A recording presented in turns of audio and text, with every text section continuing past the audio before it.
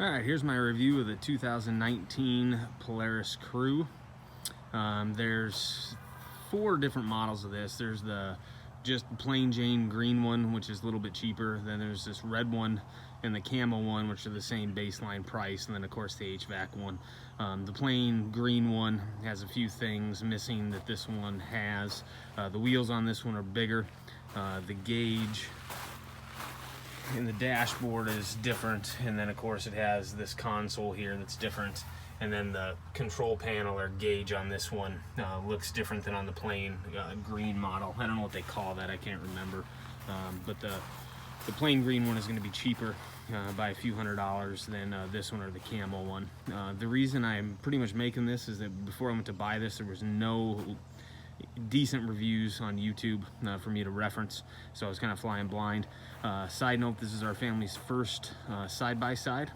We've had four-wheelers, but this is the first side-by-side, so kind of a newbie, but I can review this honestly. We've had this 55 days.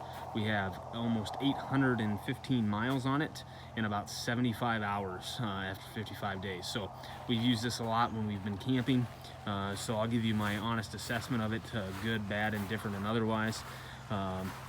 So you can see, I mean, pretty much online, you can go and get stock pictures of this and plenty of walkthroughs and just see. Anyway, I'll kind of go around it here. We have a full windshield in the front, a full windshield in the back. The windshield in the back is plexiglass. The one in the front is all glass. If I had to do it over again, I would have gotten the full glass in the back instead of the plexiglass. I didn't think the back windshield would be that important, and compared to the front, really I don't think it is, but the plexiglass on the back I can already tell isn't going to last very long, and I'm going to have to replace it. So when I do, I'll probably get a back glass one, and then of course put a roof on. Those are the only things really that we've done that weren't stock. The only other thing that I did was I put in some Bluetooth speakers. Those are the UB2s, and they sync together. Works quite well, actually. They were on discount at Walmart, normally a $200 speaker. I got them for $49, and they $49 each, and they work just fine compared to the $600, $700, $800 and then wire and stuff. So everything else but the roof and the 2 windshields is stock on this one. What do I like? What do I not like? What are some things that I see? Here in eastern South Dakota, most of the riding we do is on gravel roads, and then of course in private land there's dry river bottoms and grass, tall grasses, and in farmland and ruts and that kind of stuff. The first thing that I can tell you that I love about this machine is it drives like a Cadillac. You don't feel the bumps. They say that the seats in this one are 25% thicker and better than last year's model. I don't know if that's true, but I can tell you that the seats in this are top notch. It feels great when you ride in it. It doesn't jostle you around. It takes bumps and river bottoms and everything else just extremely well. That's front or back. I've driven, obviously I've ridden in the back when my boys are driving, so it rides very comfortably. You could easily ride this for 100 miles in a day on bumpy, rocky trails and not feel like you've been beat up when you get out at the end of the day. It handles just tremendous. So that's the first thing I like. Second thing I like is, quite frankly, this is a cosmetic thing, but I love the way this thing looks. The front of it, it almost looks like a pickup truck. They raised it. The ground clearance is higher than the previous models. It just looks sharp. It's a sharp looking machine. And then obviously the room I like. With 3 boys, a regular Ranger was not an option for us. We had to have a crew, so the fact the whole family can ride in it is just an incredible bonus. So I really like that. After 800 miles, a little over 800 miles, some things I don't like. The first one I would say is the dust. And yes, I've been on the forums. I know, vented windshields, half windshields. We tried a half windshield. We have a neighbor who let us use a half windshield, so we tried the half windshield with no back. We tried just about every combination other than the vented windshields that Polaris makes in the front and the tip outs. But we tried a half windshield, which is, I'm going to say, the same as a vented full windshield. And quite frankly, the half windshield did help with the dust. But really in the summer, if you're riding with a windshield front or back, front, no back, etc., there's just going to be dust, and there's lots of it. So, I mean, you can see here, this was cleaned yesterday. My wife and I went on about a 15-mile ride this evening before I made this video, and you can see the dust laying there. And it was, like I said, the seats were wiped off and clean. I don't even mess with the floor anymore unless it gets completely muddy. But the dust is just, I mean, that's just part of owning one of these things, is the dust is there for gravel roads and that kind of stuff. So, you know, and I think that might be true with all machines. I don't know, like I said, but that's one thing with this particular machine. Now, when we take the windshield out and we ride with no windshield, the dust isn't bad. But the problem here, again, is in eastern South Dakota this time of year, you drive, especially this time of night, you're going to just get peppered with bugs, and that's not any better than dust. And for my wife in particular, that's probably worse than dust. So that's the one downside I don't like about it. Moving on, another thing that I don't like is I don't like the fact that when you get into this machine, there's not a handle here. There's a handle on the driver's or passenger side, but not on the driver's side. This only comes into play for when my parents come. My dad's obviously older. He's 66 years old. Getting into a step for him is difficult.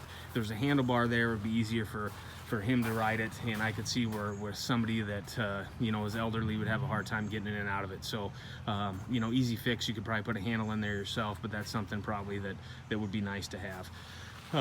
Next thing that I don't like, and I think this is a Polaris thing in general, I don't like the fact that accessories are an extreme arm and a leg. To put doors on this with 4 of them is going to run, you know, almost $5,000 installed. You know, at that point we're driving the Jeep and not a Ranger.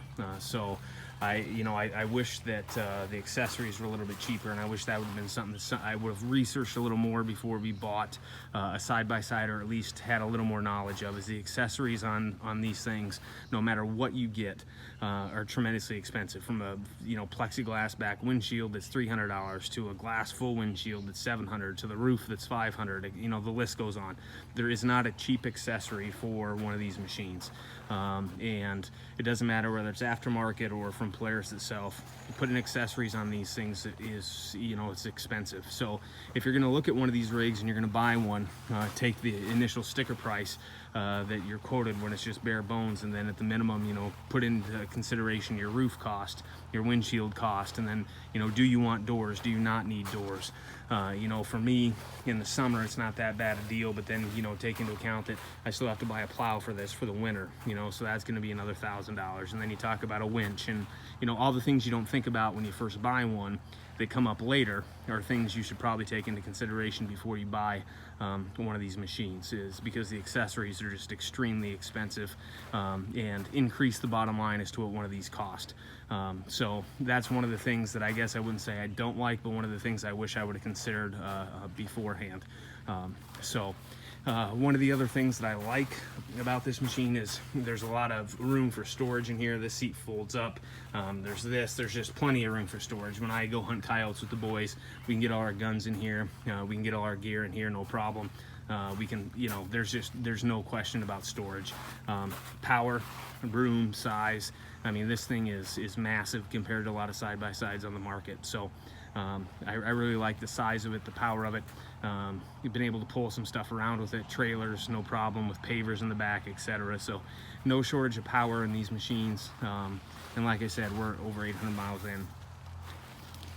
Other than that, I think that's probably what I would highlight.